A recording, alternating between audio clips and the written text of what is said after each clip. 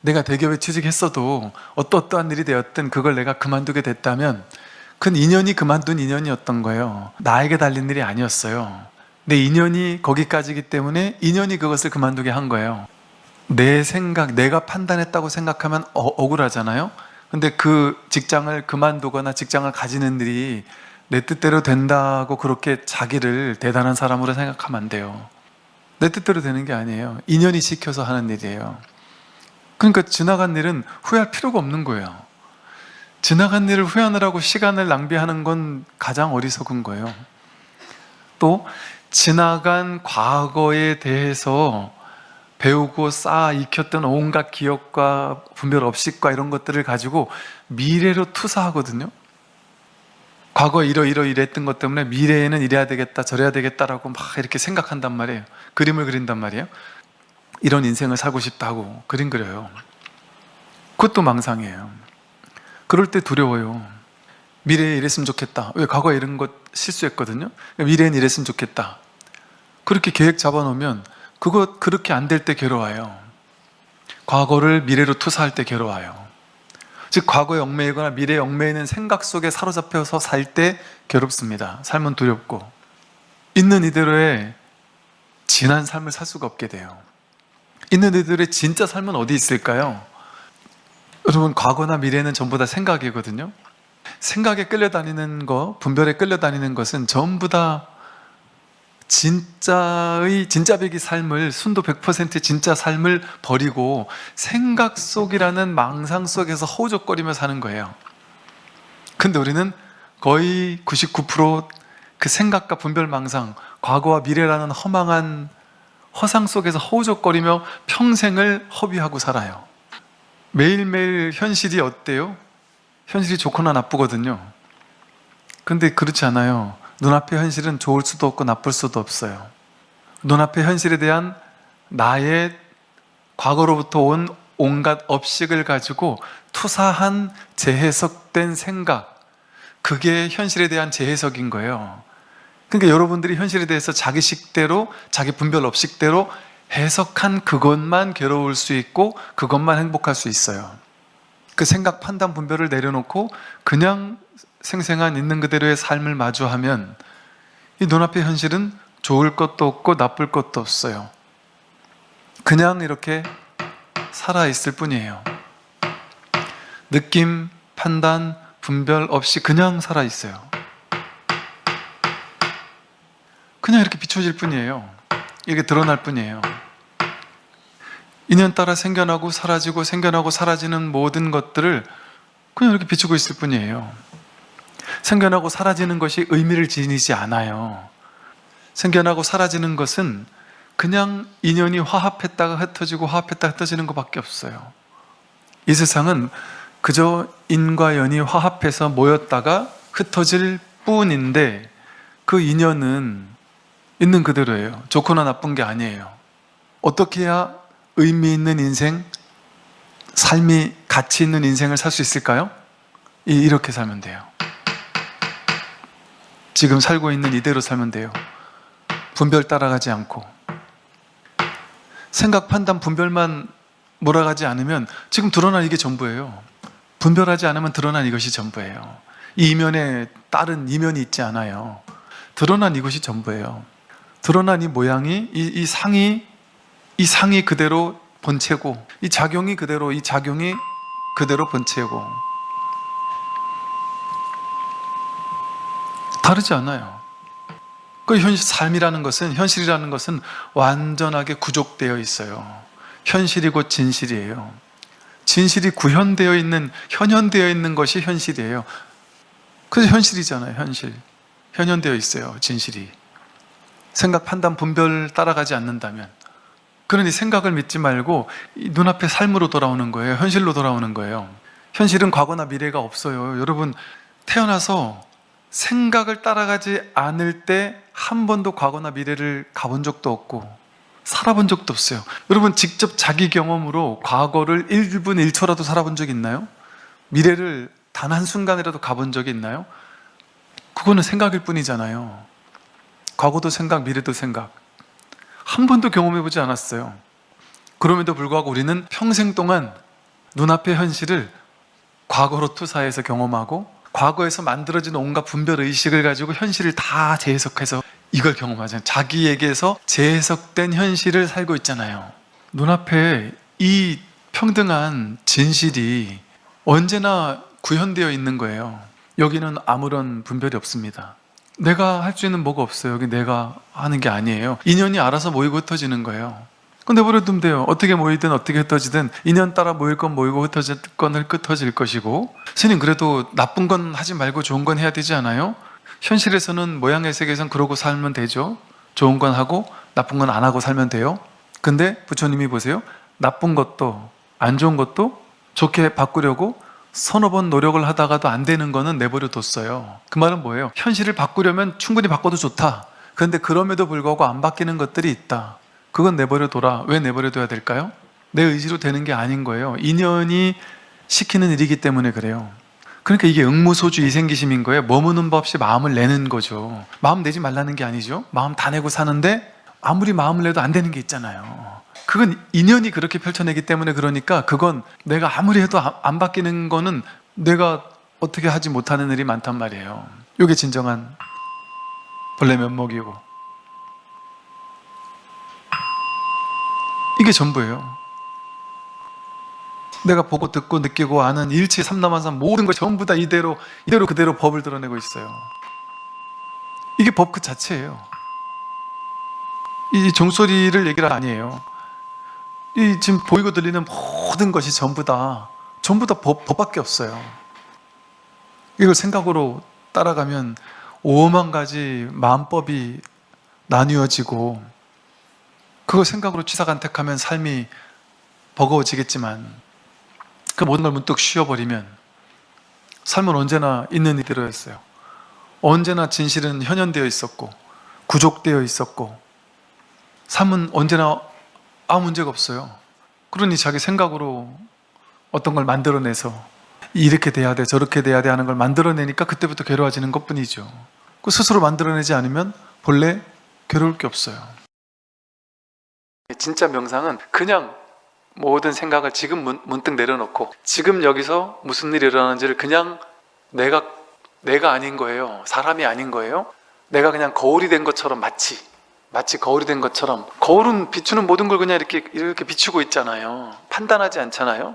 그런데 이 마음이라는 거울은 보이는 것만 비추는 게 아니에요. 들리는 소리도 비추고 냄새도 비추고 맛도 비추고 몸의 감각도 비추고 생각이 일어나는 것도 안단 말이에요. 비춘단 말이에요. 그러니까 이 비추는 마음이 우리 안에 딱 있잖아요. 그 비추는 마음 그 자리에 있는 거야. 그 자리에.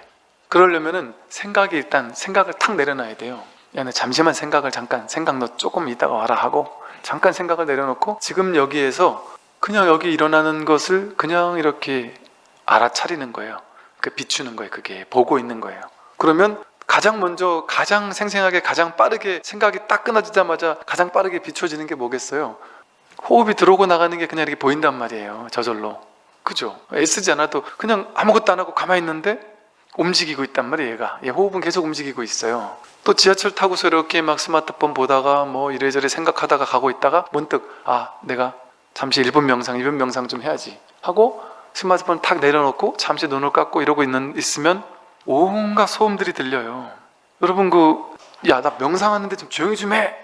그러고 윗집 올라가서 명상하는데 좀 조용히 좀 하세요 하고 옆에 좀 문 꽉 닫아놓고 이러고 명상하는 게 아니에요.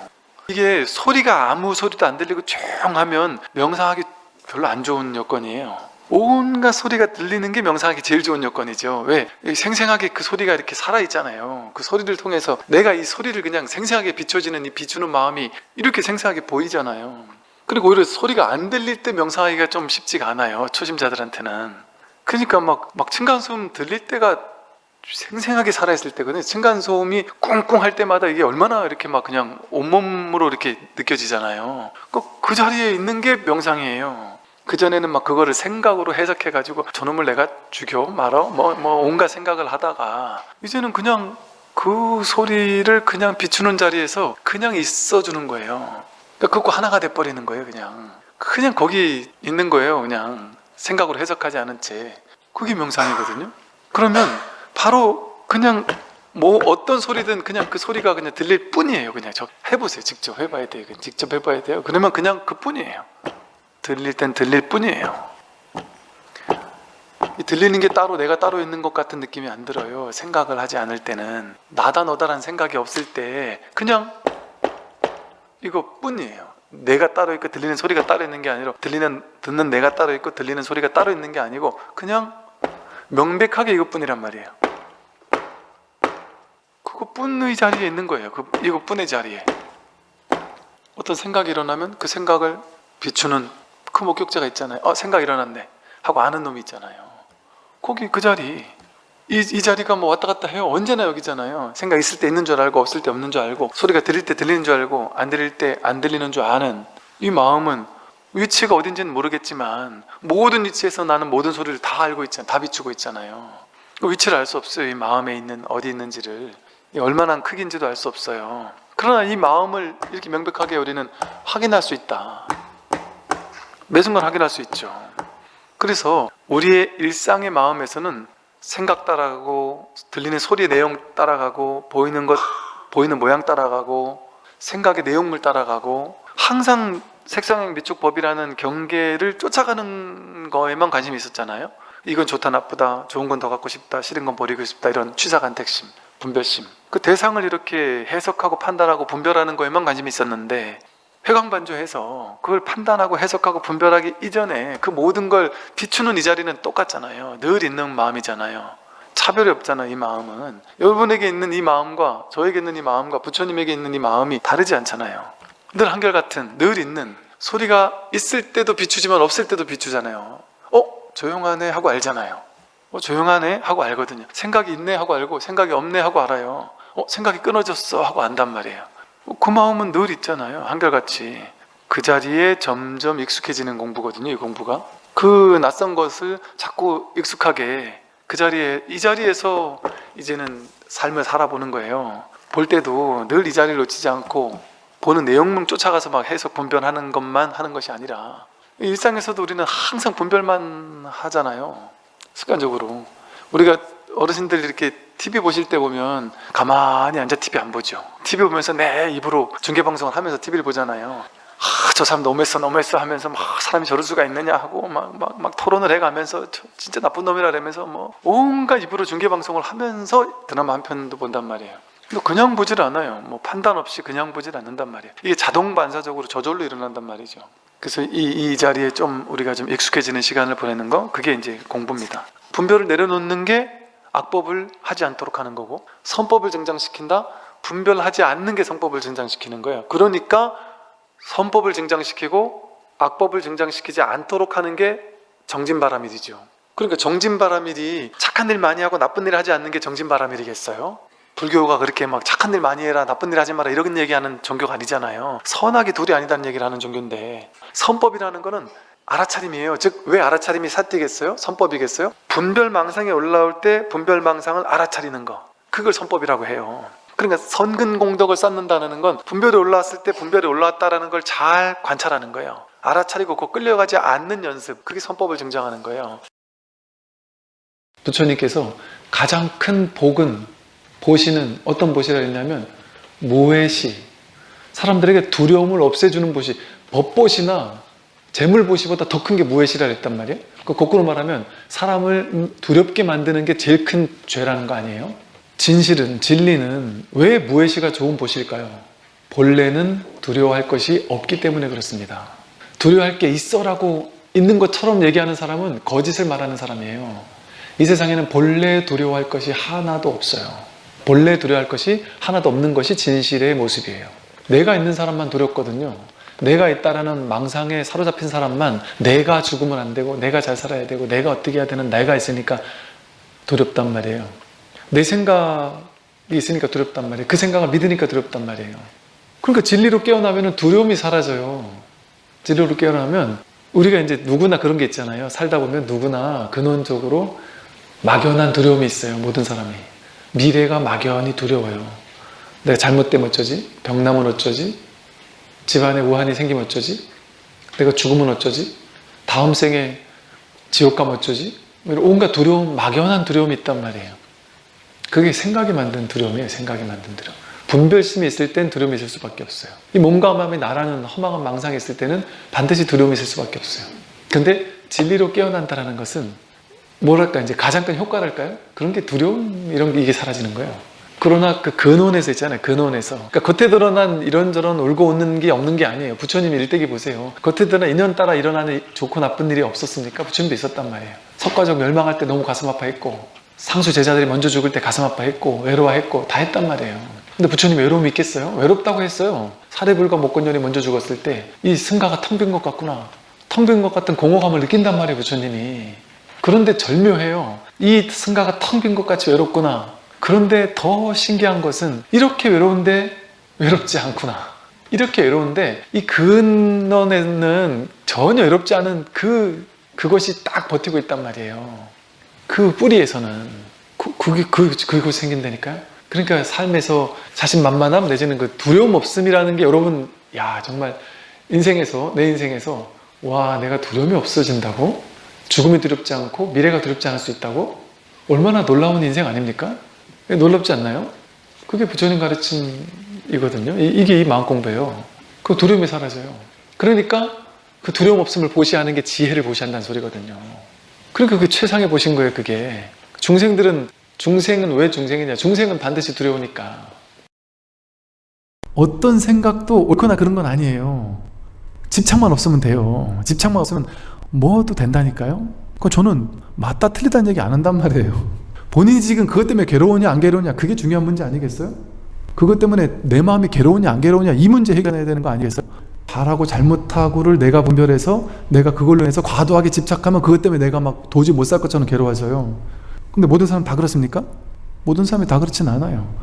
잘했든 잘못했든 잘했다고 생각하는 사람, 잘못했다고 생각하는 사람 세상에 많아요. 근데 자기 인생 열심히 살아요.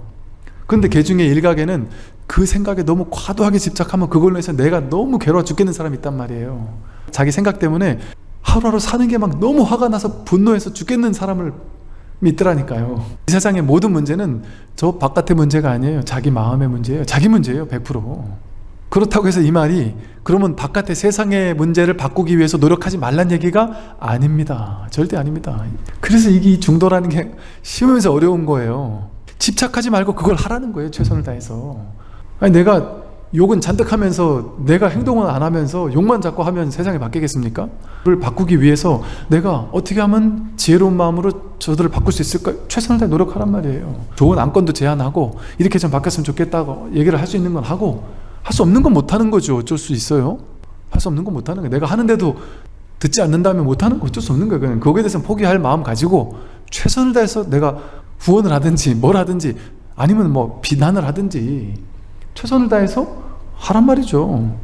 그러나 내가 비정상적으로 그 화에 막 사로잡혀 있고 비정상적으로 너무 그 막 분노에 막 차 있으면 그 말을 사람들이 안 들어요.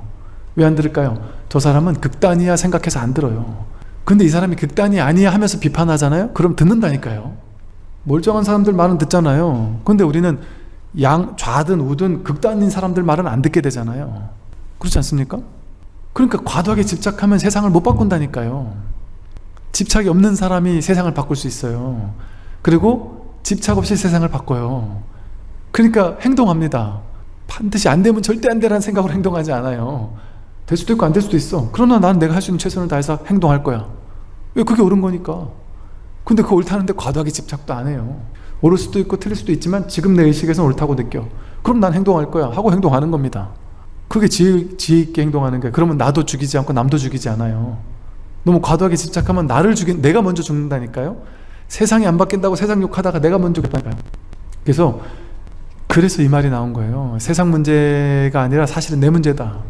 세상을 바꾸려고 하다가 내가 먼저 죽더라. 내 괴로움의 문제가 진짜 그 원인이더라. 내가 내 마음이 먼저더라. 이 마음을 먼저 구제해야만 세상을 구제할 수 있겠더라. 내가 오염되어 있는데 내가 청정한 척하면서 세상을 바꾸려고 했었더란 말이죠. 내 생각 하나의 특정한 생각을 가지고 저쪽 생각을 딱 찍어 눌러서 내가 승리하면 세상이 밝아질 것 같죠. 이거에서 딱 세상을 잡으면 내가 또 개혁의 대상이 돼요.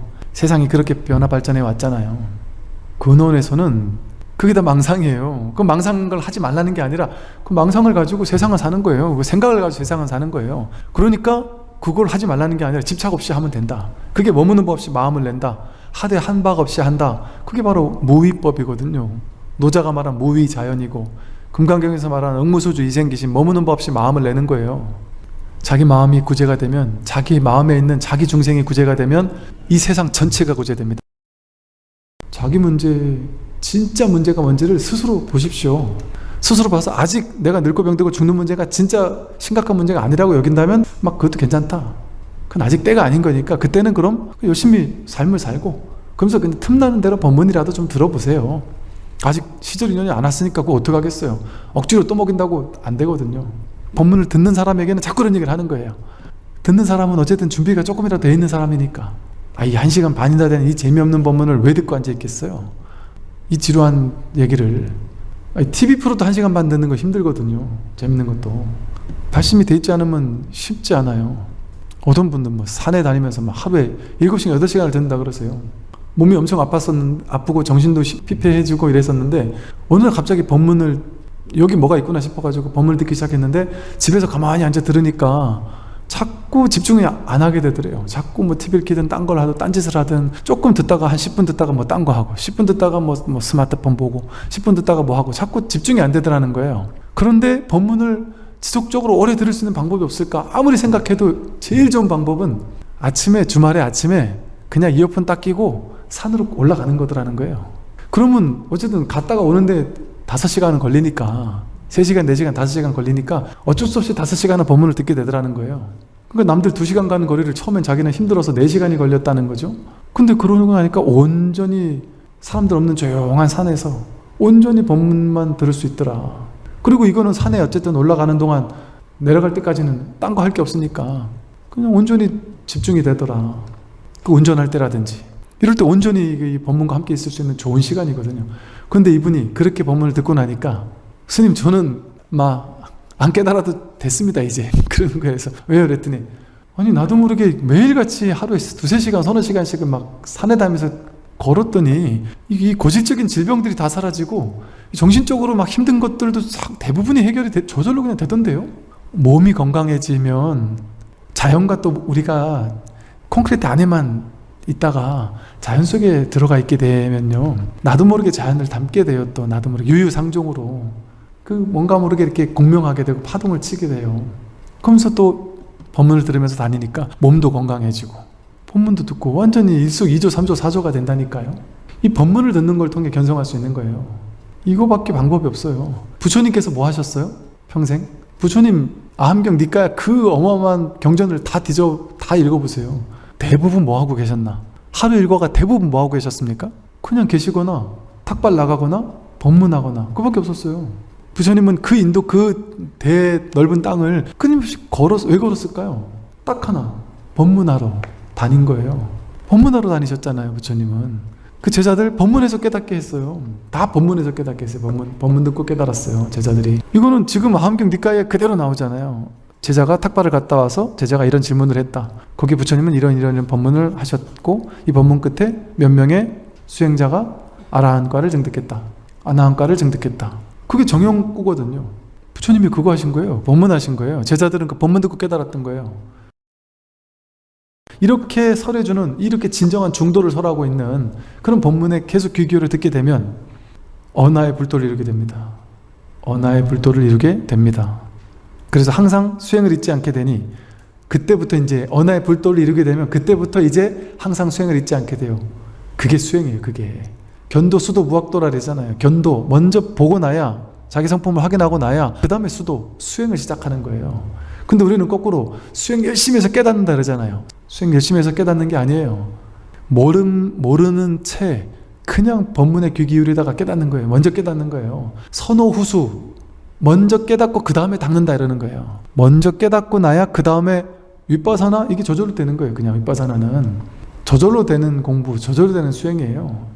이게 저절로 되는 거라니까, 이 공부는, 수행이. 그러니까 깨닫고 나면 그 이후 수행이 그냥 되는 거예요. 그냥 저절로 수행을 항상 잊지 않게 돼요. 그러니 이것이 곧 원력법입니다. 하라는 게 있냔 말이에요. 하라는 게 아니에요. 원력을 가지면 발심을 해서 원력을 가지면, 발심하는 게 원력이에요. 내가 반드시 깨닫겠다라는 원하는 마음, 원력을 발심하고 그 발심을 강하게 밀어붙이는 힘, 그걸 원력이라 그래요.